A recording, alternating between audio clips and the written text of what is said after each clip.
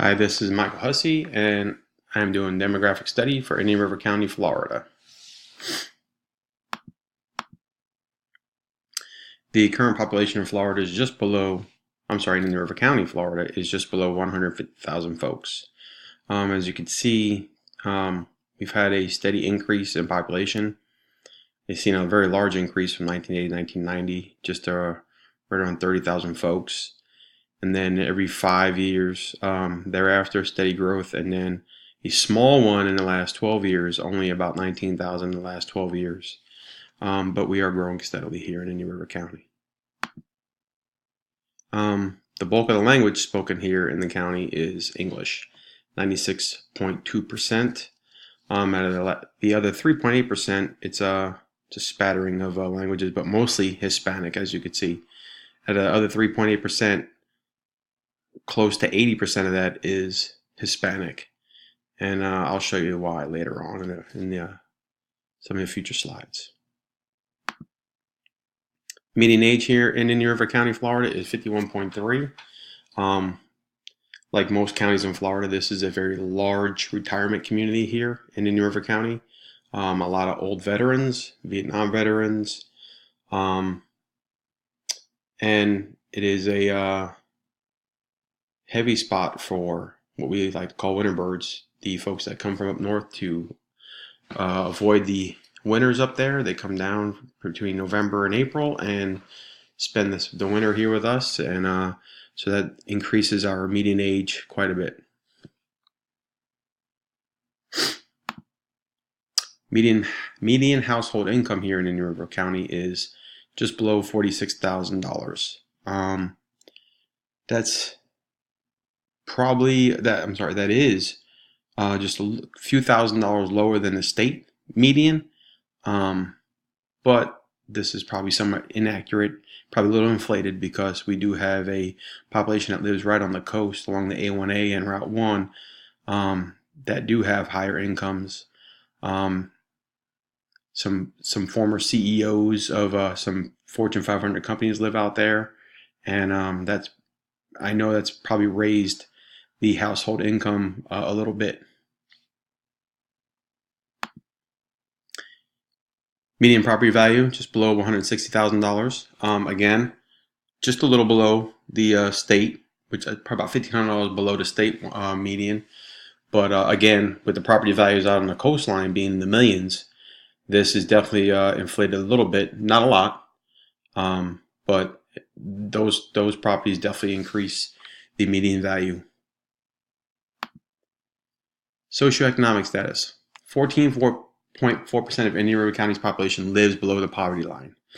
56% of the students receive free lunch or are eligible for free lunch. And as you can see, the average right there, 41% of births in Indian River County are by unwed mothers. That statistic was in the last, is taken every 12 months, and is averaged right around between 39 and 42%, but the last statistic showed 41%. 13% of them are on or receiving government assistance.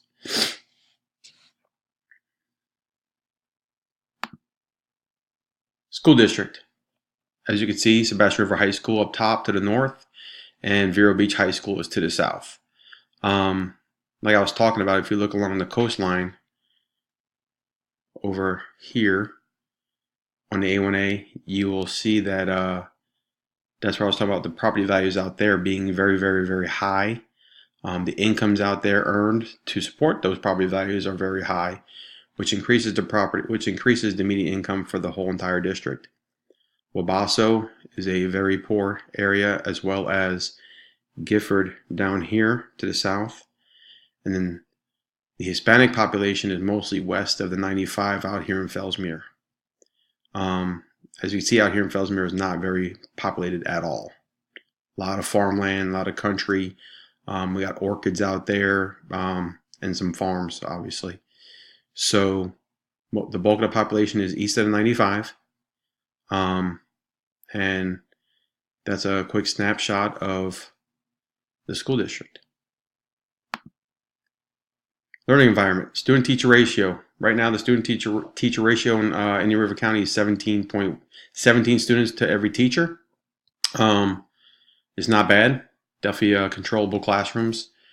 Some classrooms obviously are larger than others, depending on the need of the course, obviously. But right now, it's very manageable, 17-to-1 ratio.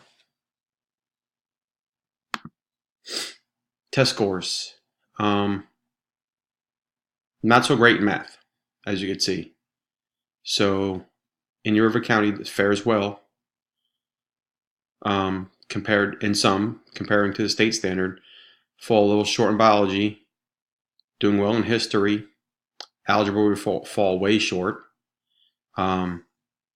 Geometry, not too bad. And algebra, we are above the state standard. But math is definitely a struggle area for Indian River County. But they do have programs in place to fix that, and is definitely one of the focuses of all the high schools, and of course the middle schools, because the middle schools is where we see the lacking of math being pushed up to where not to standard when they get to the high schools. So the middle schools, I know, are focused on that very well, and so are the high schools.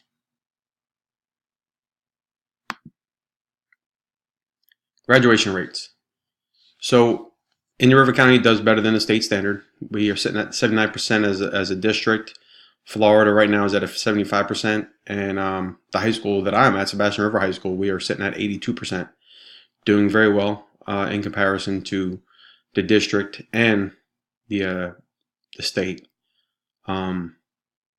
We do have a graduation coach in our high school. Her job is to focus on kids that look like they might be falling short of graduation requirements.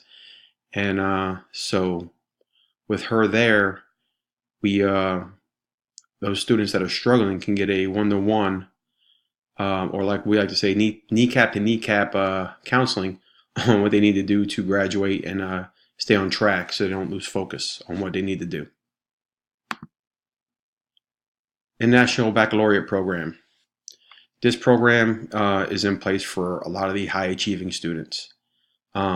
Students that definitely want to go to college will either enroll in AP classes, honor classes, or the IB program. The IB program is by far one of the crown jewels of our high school. They focus on the depth and breadth of classes. Like you can see here, it says they encourage a cross-state of disciplines and in-depth study of college-level curriculum.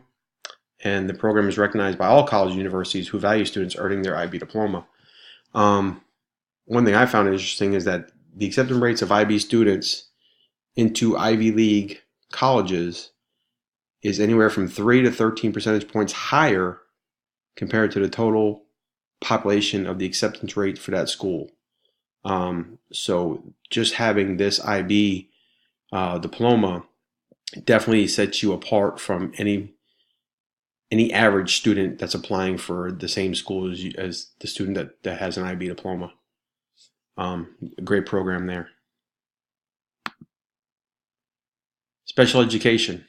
The Obaso School is the special education center that serves students ages from 5 to 22. Of course, both high schools serve as special education students, depending on what level they are or that they need to be. They definitely get included in regular classes when they're in high school. Their freshman year, they might not take any general education classes.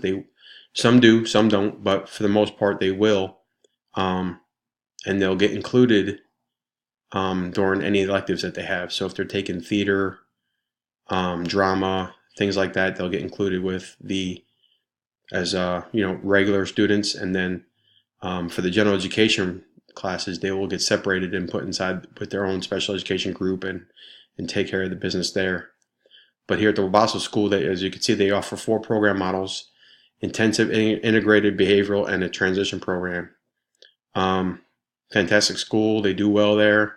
We have had students come out of the Obaso School to come to the high school to sit in regular classes, and then they do very well.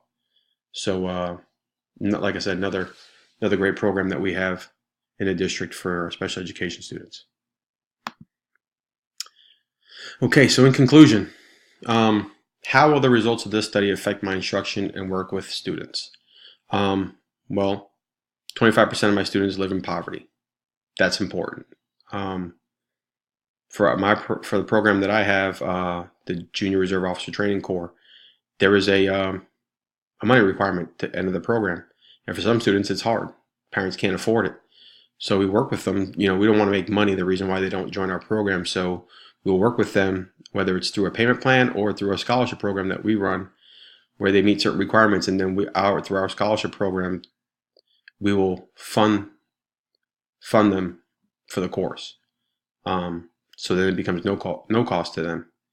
For some students, we know that if they live in poverty, showering becomes an issue. We will on certain days allow them to go over and then take a shower, so that they so don't get embarrassed throughout the day. Another thing is median household income is below the state median. Again, ties into the poverty level. We have good support for special needs students throughout the school district, like I was talking about with the Basso School and then both high schools with the inclusion. Our programs for high-performing students with the IB and AP programs, and our graduation rates are high. Could it be better? Absolutely. There's always room for improvement, but right now we're sitting very well as a district. And like I said, with my high school being at 82%, we're doing very well. And lastly, not on here as a bullet, but as always, you got to know your students. If you know your students, you know where they're coming from, you know what problems what challenges or problems that they're facing, you as a teacher can engage them and talk to them and help them. So with that, that's my demographic study. Thank you. I hope you enjoy it. Have a great day.